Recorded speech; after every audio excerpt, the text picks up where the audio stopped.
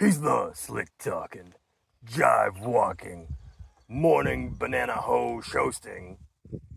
The shosting with the mosting, bananas. It's the one and only Adam Josh. Hello everyone, welcome. Welcome to the Morning Banana Show. It is April 12th, 2025, and we are in the hillside of the Algarve, Portugal here, between two bananas in a banana circle, between two banana palms. And it is before 10 a.m. It's a little bit after 9. I'm going to have my morning banana and my morning breakfast with you as I do. I hope you guys are doing well. Here on the plate today, I have, this is borage, which grows wild here all over the Algarve. You can eat the flowers. And calendula, which has a bit of a peppery taste. And this is really great in salads. If you can get it to grow, you can eat the flowers. Always check in there. There might be some bugs that hop in there because it tastes like sweet and peppery. And this is local Nespera that I picked off a tree the day before yesterday. And as you can see, it's like, you got to eat it when you pick it. And then there's a banana from Madeira, Portugal, and a local plum. Let me just get my coffee going and we'll chit chat. I know I haven't done a morning banana show in a little while. It's been a couple weeks at least, maybe more. I have an organic dark roast coffee here in a French press. We've had a little bit of action here going on. You know, the kids are out of school, so now the kids are here, and you know, my kids are cool 14-year-olds and almost 12-year-olds, so they want to go go-karting, they want to go here, they want to go there. So I have been up to things, up to activities. And then we've had a guest here at the farm for a couple days, and I purchased a new tent, a new off-grid tent. Keep in mind when you're purchasing tents in the Algarve or in an area that has a Mediterranean climate or a tropical climate, to get the tents that are UV proof. And being in Canada, this is not something that we are concerned about, because like the more UV, the better. But I've talked about it before on my X channel, but basically the nylon or the plastic will deteriorate. The sun cooks it and it starts to become brittle and falls apart. So you guys might remember, I bought a tent last year to set it up. It's already disintegrated and completely useless. So I'm basically using it for parts. I tore it all down, but it's I don't want to say it's garbage because there are some things on it that are useful. So we're keeping it for parts for the other things. I moved in the footprint of the old tent. I put the usual table that I have here, and it actually works really well for a nice little eating area. It's a little bit leveled out. So for my creamer, I have I think it's regular soy milk, frothed up with some vanilla sugar in it and cinnamon. So what else have we been up to? Yeah, sometimes when we have guests here, we'll be like, how long do you think they'll last? And we always have an out for our guests, you know, because I'm at the Lule Off-Grid Vegan Experience here in the hillside of the Algarve. We founded it, we run it. And for people who want to learn about off-grid living, you know, I have been not just doing deep dives and educating myself about it through books and YouTube videos, but I decided at some point to get full on in the third dimensions and figure it out. So some people, you know, you wonder how long would this person last off grid. Some people cannot do it and they just know that. Other people are like, let's see how long I can last.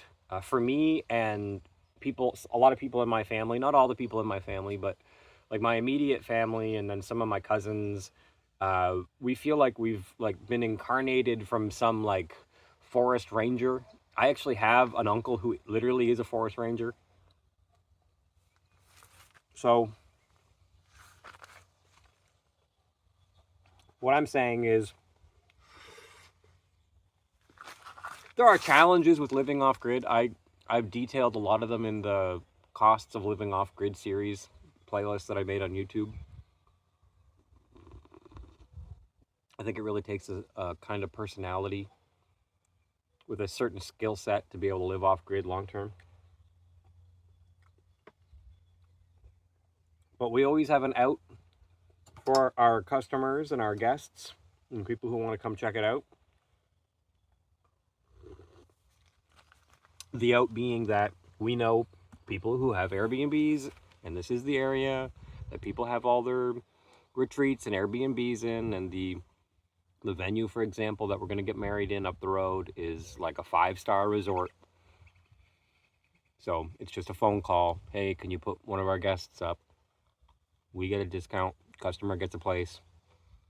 Everyone wins. So our last guest, we put her up in a in one of those such places yesterday in Albufeira. So she lasted 2 days. Shout out to you. I decided I'm not gonna dox her. I'm not gonna out her. We'll let her tell the story. Longtime friends. Actually, they're right now as I sit here. Desiree went out to go do yoga with her and our other mutual friend, and I think they're all going to get along swimmingly. One thing Desiree does miss out on here in the hillside is her girly time. I've talked about that before. So something as a man, if you're watching this, to keep in mind is that your wife, your fiance, your partner, might be on board with you because she loves you, but just keep in mind, most women need girly time, instead of just hanging out with a sausage fest out in the hillside or off grid. So I know guys who are off grid guys, right? Desiree makes fun of me because there's this one couple that we've met where she says the husband is so much like you that you chatted for about 5 minutes when you first met, and then you never talked to him again. And I said, there's nothing to talk about. He gets it. And I guess from the wife's point of view, she said the same thing. He's like, what do you want? What should we talk about? He understands what I'm saying. So I don't know whether you think I'm a manly man or a guy's guy or whatever, but there just comes a point where, like, I don't want to hang out with a bunch of dudes playing video games. I don't want to go to a stadium and watch a bunch of guys I don't know wearing tights, chasing after pigskin balls, grabbing each other's butts. I don't want to think about the group shower situation before and afterwards. I don't want to hang out with a bunch of dudes. I think, like, hanging out with women and chicks is more like a straight male thing to do. You'll never catch me on a all-male podcast unless there's some reason for me to be on an all-male podcast. I don't want to hang out with a bunch of dudes, frankly. I don't want to brag about being super straight or whatever, but it's like, it's obvious when you're only hanging out with dudes all the time, like, you must really like dudes. You must really like hanging out with dudes. Cool. Have fun with that. I'm not judging you. So Nispera is kind of a sensitive fruit. Delicate. Got all these seeds in there. You can do something with the seeds, I'm sure. We don't want a Nispera tree on our property because there's so much growing wild. One of the fun things I got to do with our guest is exactly this. Show her, and this is something I do like doing with all of our guests, showing her the edible things, in the country, this borage. Showing, the oranges. Grab a orange and eat it. Have a lemon, Yesterday we were at Orchard of Flavors, our friend Miguel's project, botany project. I mean, it's a lot of things, Orchard of Flavors. You really should look it up. It's in Tavira, Portugal. I bought 4 sugarcane from him a while ago, and 3 of them came through, and one of them died. So I felt bad about that. It's like the Mexican sugar cane. I think he's labeled it.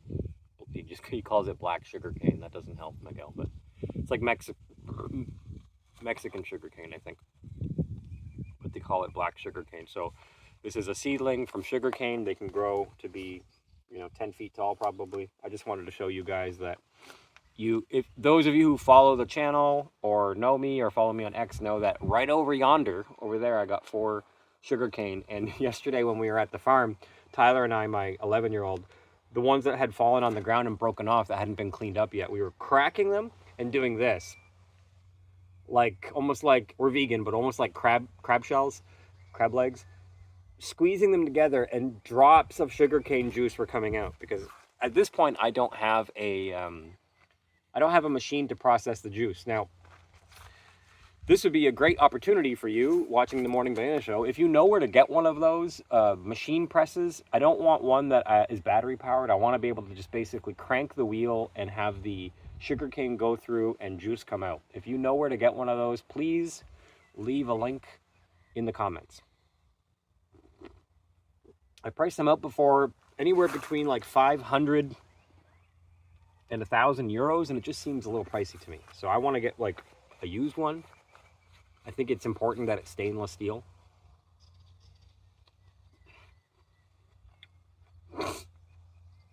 Yeah, so we were at Orchard of Flavors yesterday. We met, I believe it was Miguel's brother. And I don't want to pronounce his name wrong. But we met his brother and the brother's wife. And they said at some point that he's traveled around the world building hammocks. And I don't know how the conversation wound up with me, Adam from the Morning Banana Show, Banana Circle, and then he's like, I make hammocks. I'm like, I don't know how this conversation happened. I wasn't there. But yes, I would love to have a hammock on the property. I had 2 hammocks on our last property in Niagara. My kids love them. The reason I didn't get a hammock yet here on the property is because Desiree kept talking me down, saying, my dad has like 30 hammocks from traveling the world, and they're just sitting there at the house in Germany. And don't worry, we'll just get one. Here we are a year later. There are no hammocks to be seen. I do enjoy a good hammock now and then.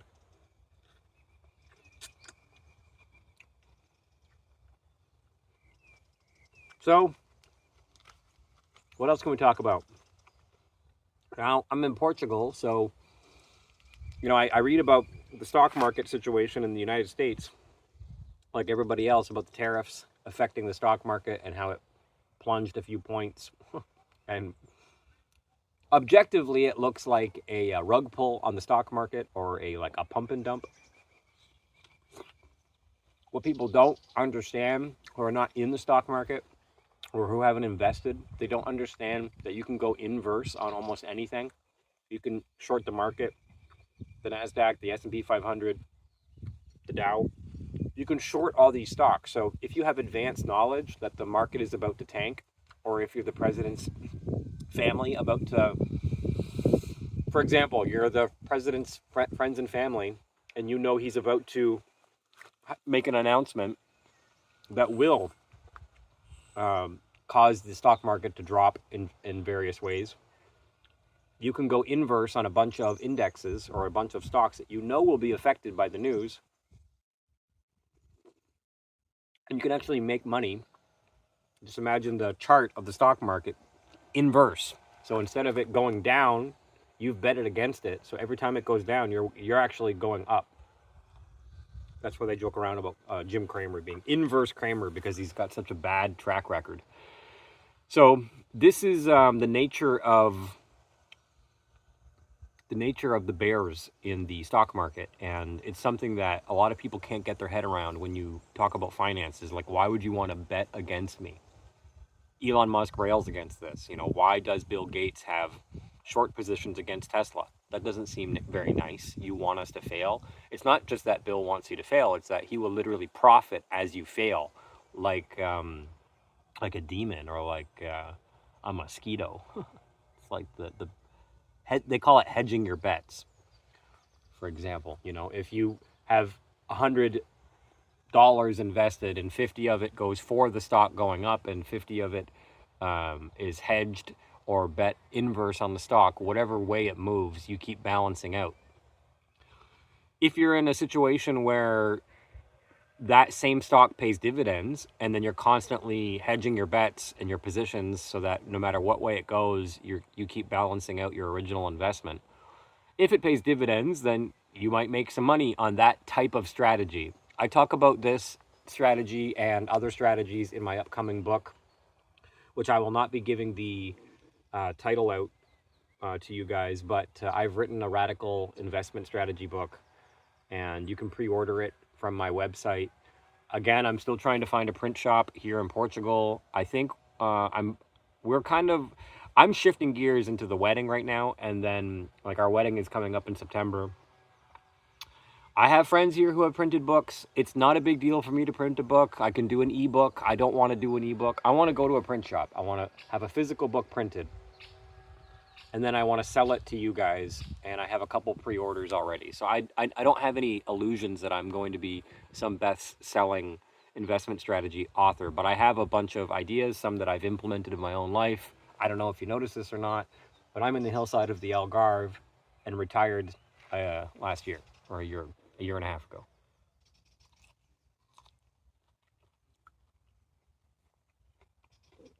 Most guys with eyes to see could understand what I'm saying.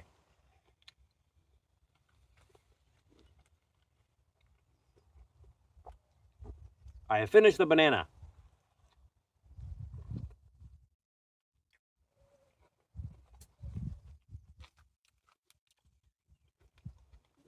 There's lots of people who follow the Tate drama, like Murder by Crayons, like Nick Monroe. I don't really want to talk about Andrew Tate. I hate when I get into talking about him all the time. I think that he's like he's so narcissistic that he enjoys it, whether the news is good news or bad news. You're just talking about him and he likes it. He can make money out of it somehow. Attention harvesters are like, his whole life is clickbait. I know that the most recent lady who filed charges against him, Bree Stern. Any relation to Howard Stern? I don't know. I know that she deserves a supportive group of women who believe her, and I think it's like the lowest form of scumbaggery to hit a woman. Most real men that I've met do feel the same way, that women should be protected and nurtured and like not micromanaged and controlled, and certainly not objectified and exploited to the point where you're putting them on OnlyFans to make money. Just like we were talking about with the going inverse on the market. It's not exactly like it, but I'm just saying, like, there's people who are like, hey, somebody's going to do it and you can make money, so why not do it? That's kind of the same argument. Hey, other people have their women on OnlyFans and have a harem of hookers basically on OnlyFans. Why can't you do it? This is a lot of the logic for the men right now. Don't you want to drive the Bugatti and live a life of materialism? I'm answering the question for you with the example of my life, the life and times of adamjosh.com. It's an open book ready to be read. Got my workout in yesterday. I do that same workout every 2 days. I like to meditate at least once or twice a day. I try to do the 11-11 meditation where I'm sending out positive energy, love and light, this type of stuff to you guys, and I hope that you find your authentic path in life instead of being distracted endlessly by doing other people's projects, unless that is your life journey, to do other people's bidding for your entire life. Free the cam girls. Free them poor cam girls. We were at, oh God, I'll tell you one more story about what's been up this last little while. We were We were at the mall the other day, and we walked by a fully grown man having a conversation with his date, fiance, I don't know, girlfriend. And he's talking to her about the video game world that he's currently in.